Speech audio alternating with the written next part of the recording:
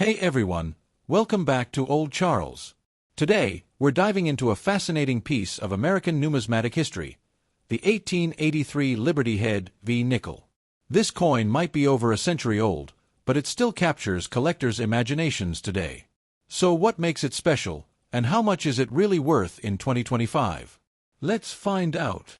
The Liberty Head nickel, also known as the V nickel, because of the large Roman numeral V on the reverse, was first struck in 1883. Designed by Charles E. Barber, the coin features Lady Liberty on the obverse, that's the front, surrounded by 13 stars representing the original colonies. On the reverse side, instead of stating 5 cents like later versions, the early 1883 coins only showed the Roman numeral V. This led to one of the most infamous cases of coin fraud in U.S. history. Yep, you heard that right. The 1883 Liberty nickels didn't say cents. And some clever, or let's say dishonest, people took advantage of that. Con artists began gold-plating the coins and passing them off as $5 gold pieces, thanks to the similar size and design. They'd trick merchants who weren't paying close attention, profiting big time. The U.S. Mint quickly caught on, and later in 1883, they revised the design by adding the words 5 cents clearly below the V to stop the confusion. So, if you're holding an 1883 Liberty nickel, here's what you need to know. There are two main types, the no-cents version and the with-cents version.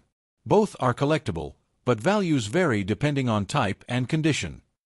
The no-cents version was only made for a few months in early 1883, and millions were struck, about 5.5 million coins. Later that year, over 16 million with-cents nickels were minted. Alright, let's talk numbers. What is an 1883 Liberty nickel worth in 2025? In circulated condition, a no-cents Liberty nickel might fetch $7 to $25. If it's a higher grade, like XF, extra fine, expect $40 to $60. In uncirculated condition, that jumps significantly. Mint state, MS-63, examples can sell $100 to $250, depending on the luster and strike. Some gem-quality pieces have sold for over $1,000. A rare proof version from 1883, with just over 5,000 minted, can be worth $2,000 to $5,000 or more, especially if graded by PCGS or NGC. Unfortunately, because the 1883 Liberty nickel is so well known, fakes do exist. Here's how to protect yourself. Check the weight, it should be 5 grams. The edge should be plain, no reading like modern coins. Buy only from reputable dealers or have the coin graded and authenticated. The 1883 Liberty Head nickel is more than just a 5-cent coin. It's a piece of American history, from design mistakes to coin scams and collector demand. Whether you're just starting out in coin collecting or are a seasoned pro, this is one of those classic coins that belongs in every collection. The Liberty Head nickel, often called the V nickel due to the Roman numeral V on its reverse side, was first introduced in 1883. It replaced the shield nickel, which had been in use since 1866. The new coin was part of an effort to modernize U.S. coinage and featured a more elegant design. The 1883 Liberty nickel was designed by Charles E. Barber, chief engraver of the U.S. Mint. The obverse, front, of the coin features a classical profile of Lady Liberty, facing left. She's wearing a coronet, crown, inscribed with the word Liberty, and her hair is tied in a bun, surrounded by 13 stars representing the original colonies. On the reverse, back, of the coin is where things got interesting and problematic. When the Liberty nickel was first released in early 1883, the coin simply had a large V on the reverse side to indicate its denomination, the Roman numeral for 5. However, it did not include the word cents.